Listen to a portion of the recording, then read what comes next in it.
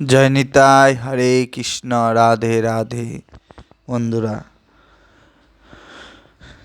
শুরু করছি অষ্টম অধ্যায় 24 নম্বর শ্লোক থেকে।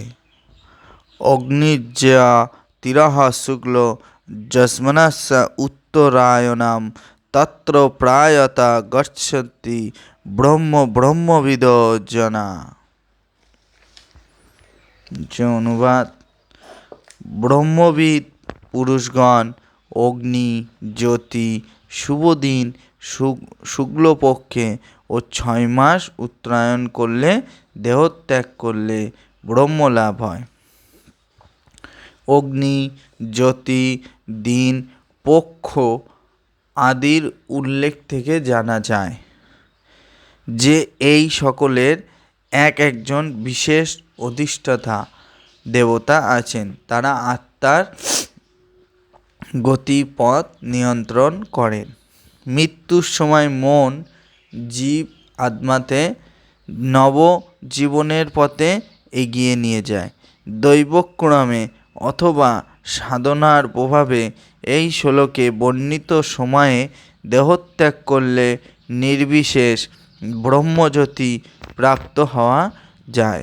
উত্তম যোগী তার ইচ্ছা অনুসারে কোনো বিশেষ স্থানে কোনো বিশেষ সময়ে দেহত্যাগ করতে পারেন। অন্য কোনো মানুষের সেই নিয়ন্ত্রণ সামর্থ্য নেই। দৈবক্রমে শুভ মুহূর্তে যদি কারো দেহত্যাগ হয়, তবে সে জন্ম মৃত্যুর চক্রে পুনরাগম করবে না, নতুবা অবশ্যই তাকে এই জড় জগতে ফিরে আসতে হবে।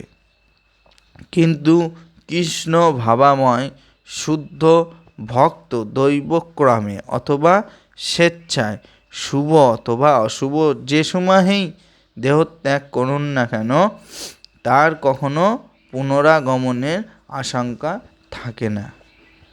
শ্লোক নম্বর 25।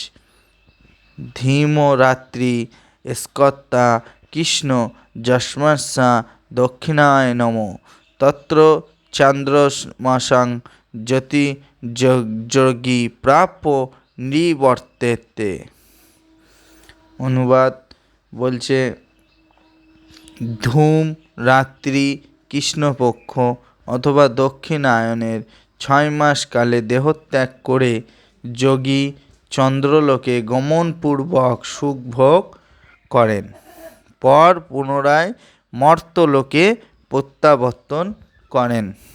শ্রীমদ্ ভাগবতের 3য় স্কন্ধে কপিল মুনি উল্লেখ করেছেন যে পৃথিবীতে যারা সকাম কর্ম ও যজ্ঞ অনুষ্ঠান দক্ষ, তারা দেহত্যাগ করার পর চন্দ্রলোকে গমন করেন। এই সমস্ত উন্নত আত্মারা সেখানে দেবতাদের গণনা অনুসারে 10,000 বছর বাস করেন এবং সোমরস পান করে জীবন উপভোগ করেন। কিন্তু শেষকালে এক সময় তাদের আবার এই পৃথিবীতে ফিরে আসতে হয়। এর থেকে আমরা বুঝতে পারি যে চন্দ্রলোকে অনেক উন্নত স্তরের জীব আছেন, যদিও তারা স্থূল ইন্দ্রিয় গোচর নন। আজ অষ্টম অধ্যায় 25 নম্বর শ্লোক অব্দে পাঠ করলাম। আবার কাল 26 নম্বর শ্লোক থেকে শুরু করব। জয় নিতাই, রাধে রাধে। বন্ধুরা, আপনারা সোশ্যাল মিডিয়া ইউটিউব চ্যানেল, আমার চ্যানেল সুজিত ঘোষ নামে আছে, ও ফেসবুকে যারা দেখছেন তারা পেজটাকে ফলো করে দিন ও প্রতিদিন এরকম গীতা পাঠ একটু একটু করে শুনতে থাকুন। জয় নিতাই, রাধে রাধে, হরে কৃষ্ণা।